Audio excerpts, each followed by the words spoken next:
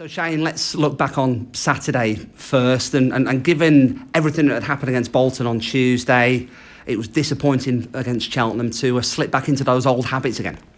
Yeah, it was.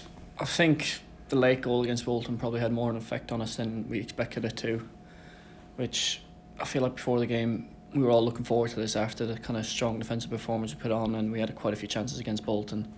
So it wasn't ideal the start we had just before half time to go down 1-0. It made it tough. I suppose it alters the team talk, doesn't it? And then to concede again just after half time, that made it really an uphill task.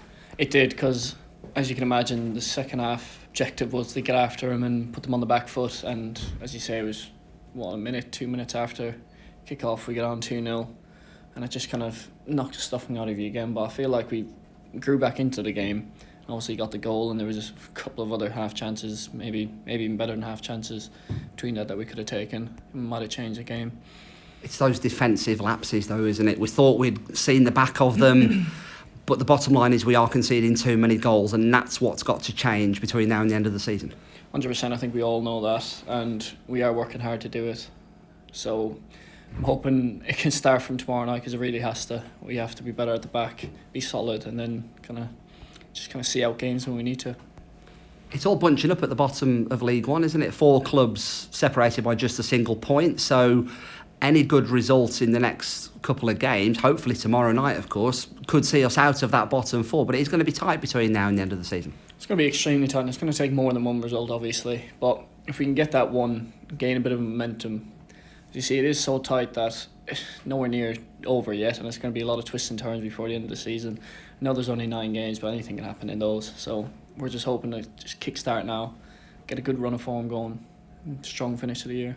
It's almost as if nobody wants to get out of that bottom 4. You look at AFC Wimbledon, they've not won in 18 games, they've still not slipped into the relegation zone. We seem to have been 21st for an eternity, 22nd now of course, but it is only going to take a couple of results and hopefully we can kick on.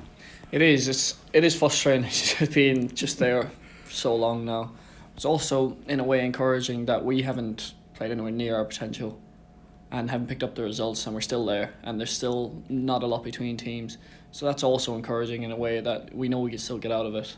It's very much in our own hands at the moment. Now, in terms of your own season, Shane, how have you seen it? You've played a lot in central midfield, of course, but Derek's deployed you at right wing back for the last couple of games, a position you also know, of course, from your previous club. So how have you been finding it? Yeah, it's been fine with me. As you said, I've played there before, so it's kind of maybe the first couple of minutes of when I went back in there, took a few minutes of adjustment, because obviously it's a different view of the game and stuff, but I enjoy it. I play anywhere, I don't mind. And you've been a key player for the Shrimps this season. You must be pleased with the way that the season's gone for you personally. I am, but it's hard to be pleased when you are where you are in the relegation battle. You want to be having a good season higher up and get the team higher up the league, so that's the frustrating part, because what's the point of playing well if you're not winning games? So Shrewsbury tomorrow night, a team who were also in the relegation zone earlier in the season, and they showed that a couple of wins and a draw, I think they had 3 wins and a draw in a run of 5 games, and that pulled them clear. They've now got that gap. If we can beat them tomorrow, it will suck them back in towards that relegation battle once more. Yeah, exactly. As you said, it takes just a little bit of momentum that first win will give you, hopefully. And as you've seen it happen for them, they had a good run of form at that stage to kind of open the gap. But so we're confident going into it. Should be a good game, tough game, but hopefully we'll have enough. And of course, rearranged from that very late postponement. That must be really frustrating as well. It was a little bit frustrating at the time as well, but what can you do at the end of the day? And finally, Shane, what is the morale like in the camp? Do the Shrimp squad still believe we can get out of this? It certainly seems, if you look at Bolton last Tuesday, you could just see the heart and the desire and how gutted everybody was when that last minute goal went in. The belief still seems there in the squad. 100% the belief is still there. We've got some good players. We've got a good team that's been unlucky, but it's tough to say that because it keeps happening.